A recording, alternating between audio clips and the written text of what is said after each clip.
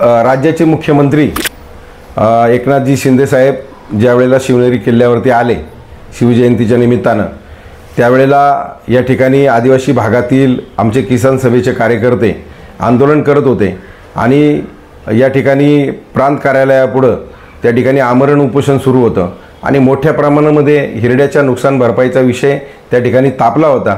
आदिवासी भागातील जनतेमध्ये त्या ठिकाणी प्रचंड रोष या ठिकाणी होता आणि आदिवासी जनता आपल्या विरोधात जाऊ नये म्हणून या तालुक्याचे लोकप्रतिनिधी मंत्री दिलीपराव वळसे पाटील आणि पालकमंत्री अजितदादा यांनी मुख्यमंत्र्यांना सांगून त्या ठिकाणी हिरड्याच्या नुकसान भरपाईची घोषणा करायला सांगितली।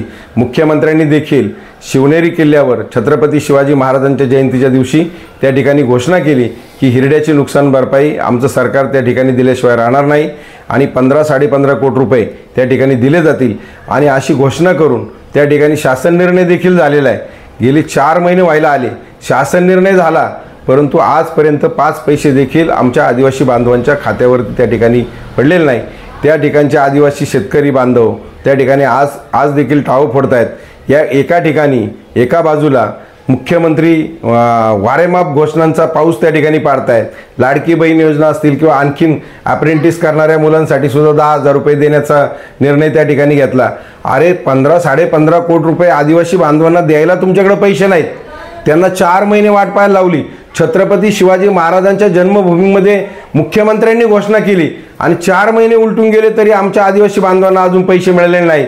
या सरकारवरती लोकांनो विश्वास ठेवू नका, शेतकऱ्यांना विश्वास ठेवू नका। आमच्या माय बहिणींना सुद्धा आम्हाला सांगायचं आहे, ह्या ज्या योजना आहेत ह्या योजना म्हणजे हा केवळ विधानसभेच्या निवडणुकीचा फंड आहे, तुम्हाला लॉलीपॉप दाखवण्याचा हा प्रकार आहे।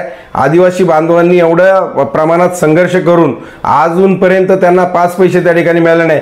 पुन्हा एकदा आदिवासी जनता त्या ठिकाणी रस्त्यावर उतरलेली आहे, त्या ठिकाणी गावागावामध्ये आंदोलनं सुरू झालेली आहेत आणि येणाऱ्या काळामध्ये जर या आषाढ महिन्यामध्ये जर पैसे मिळाले नाही तर श्रावण महिन्यामध्ये भीमाशंकराकडे जाणाऱ्यांची संख्या जास्त असते।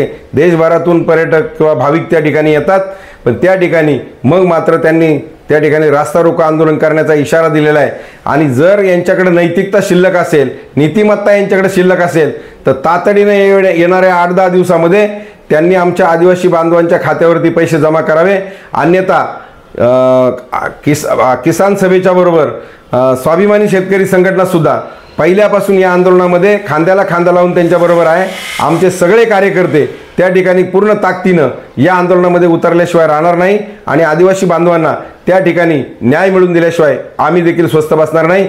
वेळ पडली तर मग मंत्रालयामध्ये घुसू, मुख्यमंत्र्यांच्या विरोधामध्ये सुद्धा आम्ही या ठिकाणी आंदोलन केलेले आहे। मुख्यमंत्र्यांचं भाषण रोखण्याचा प्रयत्न स्वाभिमानीच्या कार्यकर्त्यांनी या ठिकाणी केलेला आहे। मग त्यांना मात्र आदिवासींच्या आणि आमच्या रोषाला त्या ठिकाणी सामोरं जावं लागेल आणि त्याचे परिणाम त्यांना या निवडणुकीत भोगावे लागतील।